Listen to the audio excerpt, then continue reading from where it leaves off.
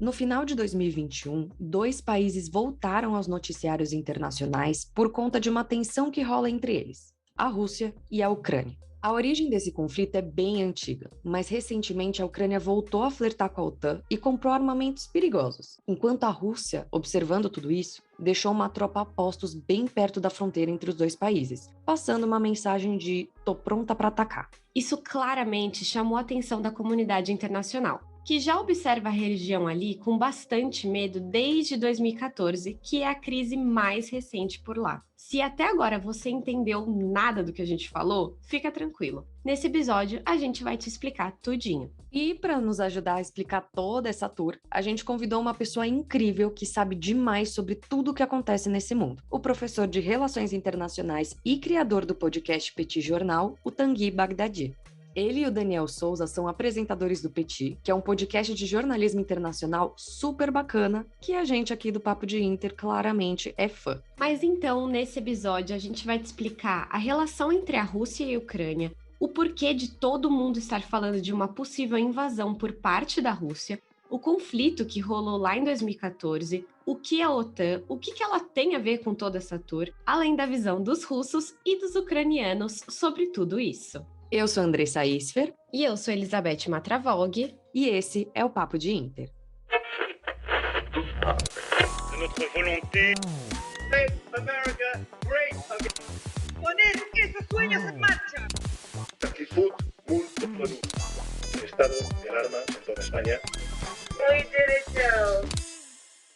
Antes da gente começar o nosso papo com o Tanguy, a gente queria te dar uma breve contextualizada da história desses dois países que está mais relacionada do que você imagina. A gente promete que vai tentar ser bem rápidas aqui. Seguinte, o que você precisa saber é que a Ucrânia, desde muito lá atrás, já era dominada pelos russos. E quando a gente fala lá atrás, a gente fala lá atrás mesmo, coisa de século XVII, quando o território foi dominado pelo Império Russo. Séculos se passaram e só em 1917, quando aconteceu a Revolução Russa que derrubou o Império, a Ucrânia finalmente conseguiu a sua independência, um ano depois. Mas como a alegria dura pouco, em 1921 a Ucrânia foi novamente tomada, mas dessa vez pelo exército comunista. Nesse meio tempo, a Ucrânia passou por uma onda de fome e milhares de pessoas morreram em decorrência das políticas de Stalin, que era o ditador russo da época. Depois rolou a Segunda Guerra Mundial e a Ucrânia não ficou de fora. O país foi invadido pelos nazistas e, infelizmente, essa parte da história a gente conhece bem. Estima-se que pelo menos 1,5 milhão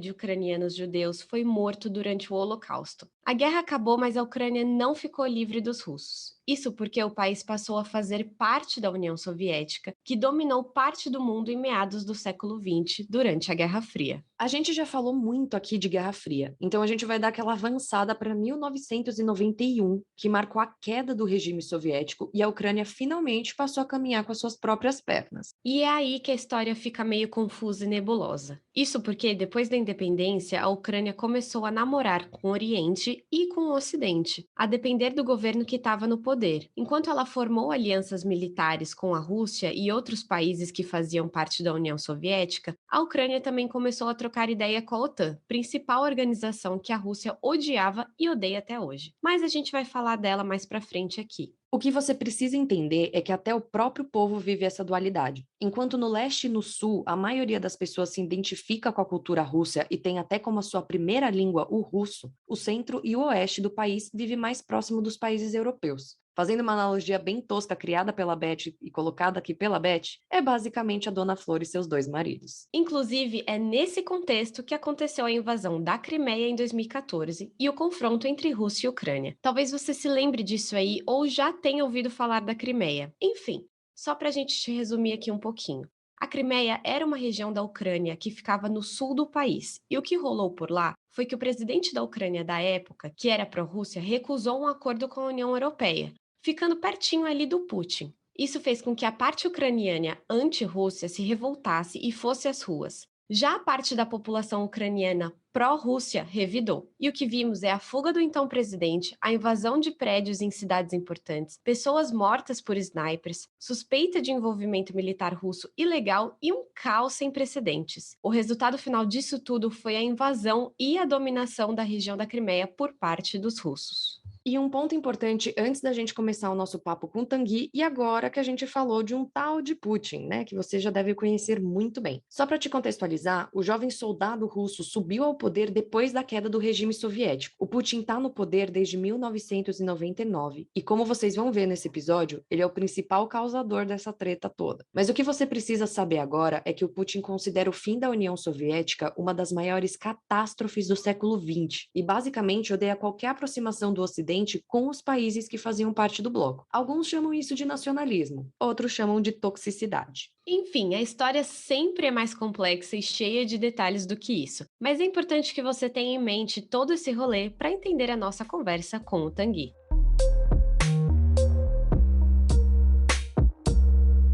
Bom, a gente disse que a gente ia ser rápida e a gente foi rápida, ou a gente pelo menos tentou ser rápida. Mas sem mais enrolação, vamos chamar o Tanguy para esse papo.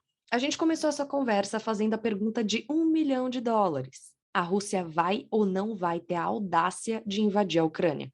Olá, pessoal, tudo bem? Prazer participar aqui do Papo de Inter. E vamos lá, vamos tentar responder as perguntas complicadas de geopolítica da atualidade. E a primeira delas é se a Rússia vai ter a audácia, né, de invadir a Ucrânia. Eu acho que sim. Eu acho que essa audácia a Rússia poderia ter sim. Não estou dizendo que vai invadir. Isso não é uma constatação de que essa invasão vai acontecer, precisa acontecer, nem que esteja prestes a acontecer. Mas acredito que a Rússia teria sim coragem de invadir, sobretudo se a gente for olhar do ponto de vista geopolítico, né? Geopoliticamente, é importante notar que a Ucrânia é um dos pontos mais importantes ali na fronteira, né, entre a OTAN, né, o Ocidente, né, do lado ocidental da Europa, e a Rússia, né, que, enfim, é herdeira do Império Russo, é herdeira da União Soviética, né? Então, a Rússia ela tem uma grandeza, uma força, né, que se dá exatamente pela sua capacidade de se contrapor àqueles que estão no Ocidente, né? Enfim, nesse momento agora a OTAN. Já há fronteiras, né, entre membros da OTAN e a Rússia, né, o caso dos países bálticos lá no norte da Europa, mas a Ucrânia, sem dúvida, ela seria uma das fronteiras mais importantes, mais relevantes, mais centrais. E um dos pontos centrais é que não apenas se a Ucrânia eventualmente entrar na OTAN, isso levaria, né, tropas da OTAN, ou a possibilidade de tropas da OTAN chegarem em mais uma fronteira russa, como também é um país que tem uma malha de gasodutos enorme, inacreditável, que são absolutamente estratégicos para a Rússia. Então, isso faria com que houvesse um gargalo da OTAN ali do lado da Rússia. Isso não quer dizer que o governo atual seja pró-Rússia e, portanto, que o gás passe com facilidade, não é. Aliás, já tem algum tempo, né, que não existe um governo pró-Rússia na Ucrânia, até 2014, na verdade, né? Então, em 2014 foi o último governo pró-Rússia da Ucrânia, e nem que a OTAN esteja ávida por comprar o gás natural russo, mas na prática o que acontece é que a Rússia vende muito gás natural para membros da OTAN, e ter uma Ucrânia que faz parte da OTAN poderia ser um empecilho, um entrave muito grande. Você imagina, se um determinado país da OTAN quer comprar gás natural da Rússia, mas a Ucrânia, agora como membro da OTAN, fecha a torneirinha, não deixa passar, mesmo que algum país da OTAN queira comprar gás natural russo, não vai poder. Então, é um elemento que é absolutamente central para a Rússia e para a OTAN também. E bom, o Tanguy já começou esse papo falando da OTAN, a Organização do Tratado do Atlântico Norte, que é, querendo ou não, a peça-chave em toda essa treta. Por isso, a gente pediu para o especialista explicar para a gente o que é a OTAN e por que ela incomoda tanto o Putin. Bom, voltando para os fundamentos aqui, né? O que é a OTAN? A OTAN é a Organização do Tratado do Atlântico Norte, que foi criada em 1949, então um pouquinho depois da Segunda Guerra Mundial. Nunca podemos perder de vista por que ela foi criada. Por que em 1949 um grupo de estados se juntou e foi lá e criou a OTAN. Desde aquele momento, o objetivo era promover uma contenção da União Soviética. Ou seja, para que a União Soviética não conseguisse expandir os seus territórios para perto da Europa Ocidental. Eu sei que a gente considera isso meio impensável, mas talvez seja impensável por causa da OTAN. Ao longo daquele período ali, nos anos 40, início dos anos 50, a possibilidade de você ter países da Europa Ocidental que quisessem eventualmente se aliar à União Soviética não era pequena. Não que os governos que estavam no poder naquele momento quisessem, mas em determinados países da Europa Ocidental havia uma certa simpatia a partidos comunistas, né? Até pela história soviética durante a Segunda Guerra Mundial e tudo. Então, a criação da OTAN foi uma maneira de contenção. Essa ideia de contenção está presente ainda. Então, se a Rússia hoje, né, já depois da União Soviética, a Rússia hoje, quiser fazer alguma coisa direcionada a algum membro da OTAN, existe uma garantia da OTAN, uma garantia que está lá nos tratados da OTAN, de que haverá um ataque conjunto desses países da OTAN contra qualquer agressor, seja ele a Rússia, seja ele outro país. É por isso que a Rússia enxerga a OTAN como uma ameaça tão grande. Você imagina, se a Ucrânia eventualmente ingressa na OTAN, isso significa qualquer ato hostil que a Rússia tenha diante da Ucrânia, que está na sua fronteira, é um país muito íntimo para a Rússia, né? Se a Rússia fizer qualquer coisa contra a OTAN tem uma obrigação de fazer, de promover, de prestar uma proteção, uma defesa, uma reação contra a Rússia. Então, esse é que é o ponto. Agora, a Ucrânia não faz parte da OTAN, e aí você pega, por exemplo, as declarações do Biden, por exemplo, né, enfim, presidente dos Estados Unidos, então é aquele que amarra a OTAN de uma forma geral. O discurso todo dele é: se a Rússia invadir a Ucrânia, os Estados Unidos não vão se engajar em combate, porque a Ucrânia não faz parte da OTAN. Caso a Ucrânia entre na OTAN, isso muda completamente de figura. A Rússia ela passa a ter um problema que é: se ela fizer qualquer coisa contra a Ucrânia, a reação vem em peso da OTAN. Hoje, o que os países da OTAN fariam seria basicamente sanções, seria muita pressão, né? Poderiam retaliar a Rússia em outros pontos, né, focais para o interesse russo, mas uma entrada da Ucrânia na OTAN é, sem dúvida nenhuma, muito perigoso para a Rússia, muito problemático para a Rússia. É importante lembrar que o leste europeu ele é uma zona de influência russa. Não é de hoje, né? A gente está falando desde o século XVIII, XIX, já era uma zona de influência russa. Assim como, né, na época do Império Russo. Depois se tornou uma zona de influência da União Soviética. Quando a União Soviética acaba, em dezembro de 1991, ressurge uma Rússia muito enfraquecida. E isso acaba fazendo com que a OTAN ela se expanda exatamente para o leste europeu. Então, vão entrar na OTAN ali entre os anos 90 e 2000, vão entrar na OTAN países que eram parte da zona de influência soviética. Isso, para a Rússia, é um sinal de enfraquecimento horroroso. Então, Putin, quando se torna presidente em 99 e quando ele vai ganhando musculatura, depois ele vai ganhando força, o ponto dele é que isso não poderá ser mais aceito. Tanto é que há pouco tempo, quando a OTAN, por exemplo, começa a dialogar com a Geórgia, né, para a possibilidade da Geórgia ingressar na OTAN, fazer parcerias econômicas, militares, de defesa, Paraná, isso em 2008, a Rússia vai lá e invade a Geórgia. E a mesma coisa acontece em 2014 com relação à Ucrânia. Só para a gente ter uma noção, em 2014 a Rússia invadiu a Ucrânia no momento em que havia um diálogo com a OTAN. De lá para cá, a gente teve um presidente na Ucrânia, que é o atual, que é um cara chamado Volodymyr Zelensky, e o Zelensky fez uma emenda à Constituição ucraniana e colocou lá na Constituição da Ucrânia que a Ucrânia tem por objetivo estratégico ingressar na União Europeia e na OTAN. Ou seja, é uma ameaça hoje maior do que havia em 2014. Então, é de fato algo que incomoda profundamente a Rússia.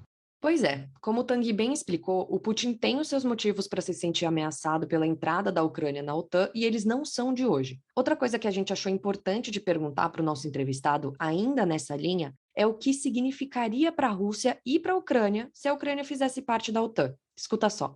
Com relação ao que significa a Ucrânia fazer parte da OTAN e a Rússia perder a Ucrânia para a OTAN, eu acho que olhar para o mapa faz muita diferença, né? Ali é um dos principais corredores de ligação, de contato entre a Rússia e a OTAN. Como já disse, né, e tem os países bálticos, né, lá no norte, que são da OTAN e tem fronteira com a Rússia, mas são países de menor importância estratégica. A Ucrânia está num ponto ali no qual, ao sul da Ucrânia, você tem o Mar Negro, que é absolutamente dominado pela Rússia. A Rússia tem uma grande tranquilidade para navegar por ali.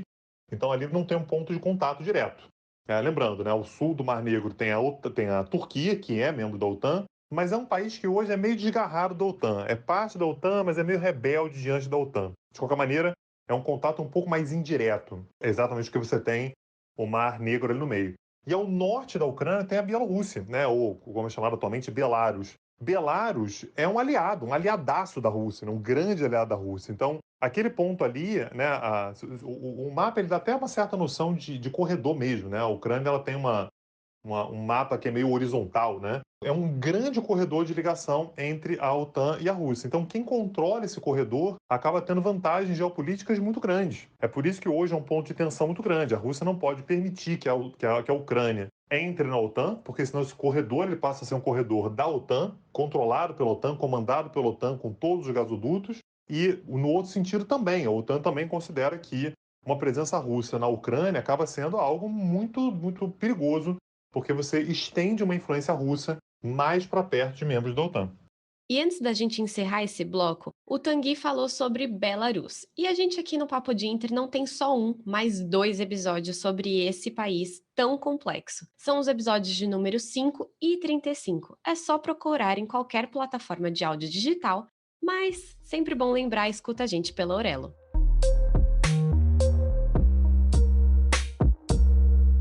Bom, até aqui você já entendeu que esse conflito entre Rússia e Ucrânia não é de hoje e que a OTAN é outra peça-chave ali no xadrez da região. Mas então, o que rolou para fazer com que tivesse uma escalada nas tensões por ali? E mais, o que os Estados Unidos e o Ocidente têm a ver com tudo isso? Basicamente, a Ucrânia voltou a estudar a possibilidade de se unir à OTAN ao mesmo tempo que passou a comprar mais armas, incluindo drones de ataque turcos. A Rússia, observando tudo aquilo e achando que essas armas poderiam ser utilizadas contra a população pró-Rússia do leste do país, respondeu, enviando mais de 100 mil soldados para a fronteira entre os 2 países. No meio dessa tensão toda, os Estados Unidos e a União Europeia, assim como a ONU, tentaram por meios diplomáticos negociar e dialogar com a Rússia, para tentar impedir uma possível invasão do país. Enfim, comunidade internacional em pânico. A Rússia decidiu falar e exigiu um bando de coisas para não invadir a Ucrânia. Algumas das exigências apresentadas pelo presidente russo foram o veto permanente da entrada da Ucrânia na OTAN e a retirada das forças da Organização do Leste Europeu. Ou seja, basicamente, o Putin ordenou que geral vazasse e deixasse ele cuidar da região dele como se fosse a União Soviética tudo de novo. Senão, ele ia partir para cima. No meio de todas essas negociações, o presidente americano Joe Biden chegou a fazer uma ligação com o presidente da Ucrânia, Volodymyr Zelensky. E digamos que o papo ali não foi lá essas coisas. Segundo as autoridades ucranianas, o Biden adotou um discurso mais alarmista, enfatizando a possível invasão russa. Já o Zelensky, desde o começo, pede para todo mundo ter calma. O presidente ucraniano diz que convive com ameaças da Rússia há 8 anos e não acredita que essa seja muito diferente das outras. E a gente perguntou para o Tanguy o que ele acha dessa diferença de discursos e o que os Estados Unidos têm a ver com todo esse rolê no final.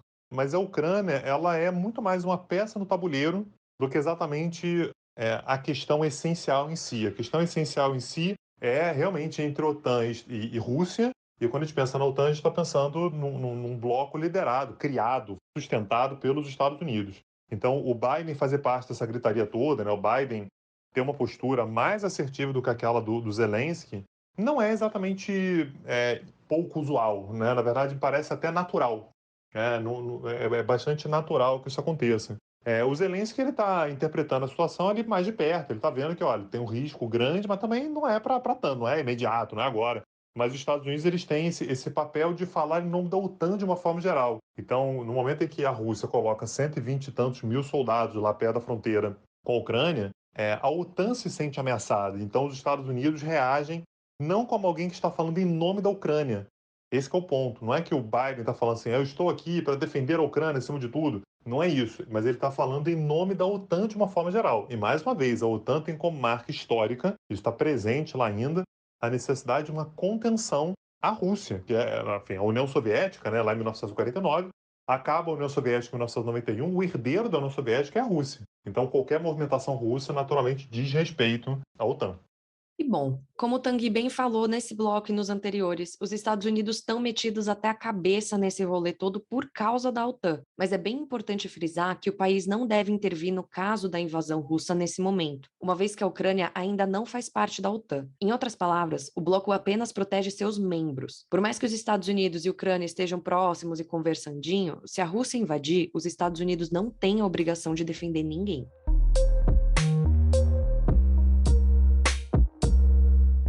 Deixando um pouco a diplomacia de lado, vamos falar de uma coisa prática. Por mais que o Putin seja saudosista e não aceite, depois de 1000 anos, a ruptura da União Soviética, ele não tem só interesses políticos na Ucrânia, mas sim econômicos também. Isso porque a Rússia é um dos maiores exportadores de gás natural para a Europa e a Ucrânia possui uma imensa malha de gasodutos que funciona como transporte desse produto para a União Europeia. Ou seja, é de grande interesse da Rússia que a Ucrânia seja sua aliada para garantir que seus objetivos econômicos sejam cumpridos, mas também é interesse da União Europeia que a Rússia não tenha mais controle do gás natural do que ela já tem. E é claro que a gente não podia deixar esse tópico de fora da conversa que a gente teve com o Tanguy. E a gente perguntou qual a importância desses gasodutos economicamente falando e quais os impactos que uma possível invasão da Rússia teria no fornecimento de energia para a União Europeia. Escuta só. Olhando para o elemento econômico, uma coisa que a gente não pode perder nunca de vista é que a Rússia é um país que é um exportador de petróleo e gás natural. É isso que a economia russa, é disso que ela vive, né? A Rússia, basicamente, tem como uma das suas principais atividades econômicas a exportação de petróleo e gás natural. A gente costuma associar muito isso à Arábia Saudita, o Irã, Venezuela e tal, mas a Rússia também é um desses países. E ao mesmo tempo que essa é uma atividade muito importante para a Rússia, é um fornecimento de energia muito importante também para a Europa Ocidental. Não tem alternativas hoje para a Europa Ocidental ao gás natural russo. Então, no caso de uma ruptura desse abastecimento, a tendência é que os dois sofreriam bastante. A tendência é que a Rússia sofreria bastante, porque perderia uma atividade econômica absolutamente central, crucial para ela, assim como o preço da energia na Europa e, por conseguinte, no mundo todo, tenda a subir bastante também. Então, isso tende a gerar inflação, isso tende a gerar disputas ainda maiores por outras fontes de abastecimento de gás natural. A Rússia está tentando se precaver disso, tanto fazendo, ao longo dos últimos anos, mais um gasoduto para a Europa, para tentar vender gás natural para a Europa, mesmo que dê algum problema muito grande na Ucrânia, né, que é o Nord Stream 2. É um gasoduto que liga a Rússia à Alemanha pelo Mar Báltico, então fazer uma ligação direta. Esse gasoduto já está pronto.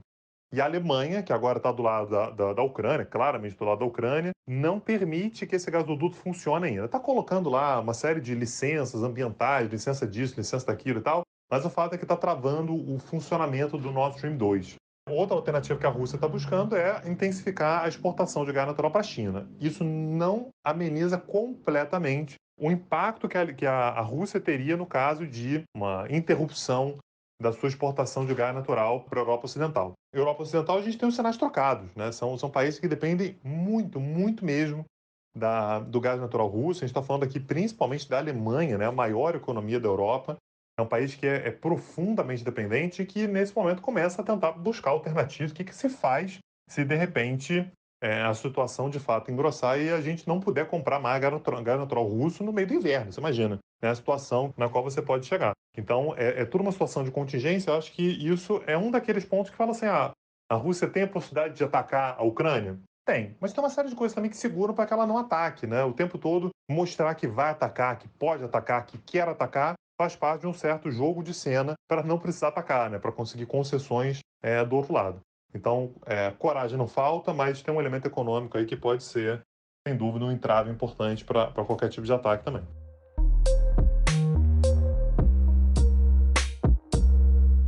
Lá no começo do episódio, a gente te contou sobre como os ucranianos vivem em um país dividido, onde a cultura russa e ucraniana meio que são uma só, mas ao mesmo tempo são muito diferentes. E foi exatamente isso que a gente perguntou para o Tanguy. Porque, querendo ou não, as autoridades podem ficar fazendo 1000 reuniões, ligações, encontros diplomáticos, mas no final o que importa mesmo é o que as pessoas que vivem na Ucrânia pensam e como elas estão sendo afetadas por toda essa quase guerra, que talvez nem vire guerra. Escuta só o que o Tanguy falou. Sobre a visão das pessoas, de uma forma geral, com relação a esse conflito, né, essa possibilidade de conflito, esse atrito, isso é muito heterogêneo, né? Assim, varia realmente muito. Então, dentro da Ucrânia, por exemplo, você tem áreas mais ocidentais no país que se sentem, na verdade, constantemente abusadas pela Rússia. Assim, a Rússia como um estorvo, a Rússia como um problema. É um país que está lá o tempo todo para incomodar a Ucrânia, para atacar a Ucrânia, para agredir a Ucrânia. Tem, inclusive, uma questão linguística importante, né? São exatamente essas porções mais ocidentais do país que falam ucraniano. Curioso, né? Mas o ucraniano não é falado de forma homogênea no país todo. É uma língua mais falada do centro da Ucrânia para a porção mais ocidental. São pessoas que, de uma forma geral, têm uma resistência muito grande à Rússia. Kiev está aí, então aquelas manifestações todas anti-Rússia acontecem normalmente em Kiev, né? Então aquelas manifestações do Euromaidan, por exemplo, de 2014, foram em Kiev. Mas tem uma porção da Ucrânia, né, aquela que está lá perto da fronteira com a Rússia, que são ucranianos, ou seja, são nacionais ucranianos, mas de pensamento russo. Eles se consideram etnicamente russos, são muito mais russo do que ucraniano. Então, o meu passaporte é da Ucrânia, mas eu sou de alma russo. Exatamente aquela ideia de considerar que a Ucrânia é o berço da Rússia e que, portanto, eles são uma coisa só. Então, são pessoas que normalmente admiram profundamente o Putin, se revoltam a cada vez que a Ucrânia tenta se voltar para a Europa Ocidental por dizerem que isso é uma deturpação da alma russa.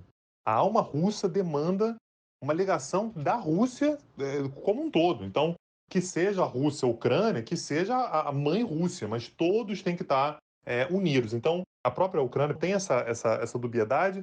Agora, as informações que a gente tem visto de lá é que há um certo ceticismo com relação à guerra, né? Essa posição do Zelensky, né? Gente, calma, porque também não é assim, né? Então, essa é uma posição de muita gente, né? Uma postura meio blasé com relação a tudo que está acontecendo, né? Então, muita gente interpreta como muito jogo de cena e menos ações práticas. Na Rússia é a mesma coisa. Na Rússia você tem, óbvio, uma oposição ao Putin que considera um absurdo que você chegue a esse nível de escalada, né, de ameaças com relação à Ucrânia. Mas você tem muita gente também que apoia o Putin, que considera que tudo que está sendo feito é uma resposta a tudo que a OTAN vem fazendo com a Rússia desde o final da União Soviética, né? A expansão toda em direção ao leste europeu, a tentativa de isolar a Rússia, né? Eles consideram que existe uma certa demonização da Rússia. Então, de colocar a Rússia como responsável por tudo que acontece, todos os problemas e tudo. Então, a Rússia como parte de uma conspiração anti-ocidental, e eles fazem o contrário, né? Então, existe uma grande conspiração anti-russa no sistema internacional. Então, varia bastante, mas eu acho que o cenário é mais ou menos esse. Bom, e com isso a gente encerra o episódio de hoje por aqui. Mas antes a gente vai deixar o Tanguy se despedir de vocês. Bom, e eu queria agradecer muito o convite, a presença. É um prazerzão estar aqui. Podem contar comigo para outras oportunidades. É sempre interessante, né? Sempre gostoso falar, né? Ter um papo de Inter. Quem quiser me seguir, conhecer meu projeto, é o Petit Jornal, que é um podcast, né? No qual a gente tenta falar sobre temas de política internacional, no meu caso, ou de economia, no caso do professor Daniel Souza. Normalmente em colunas pequenas, né? Pílulas de 5 minutinhos, ou em alguns episódios um pouco mais longos, em que a gente desenvolve alguns temas de maneira um pouco mais alongada. Um abraço, obrigado e até a próxima. E se vocês não conhecem o Petit Jornal, o que é um crime, corre lá, porque o Petit e o Papo de Inter tem tudo a ver. Temos certeza que vocês vão amar. E claro, queremos agradecer imensamente o Tanguy por ter separado um tempinho para conversar com a gente e dar uma verdadeira aula. Nosso super obrigada. E depois de seguir o Petit Jornal, claramente não esquece de seguir a gente no @Papo de Inter Podcast, tudo junto no Instagram, e no Papo de Inter _pod no Twitter. A gente ama ver vocês por lá. Não esquece também de seguir e ouvir a gente pela Orelo, uma plataforma super bacana que remunera os podcasters e criadores de conteúdo. A gente espera que vocês tenham gostado desse episódio e até a próxima. Até mais!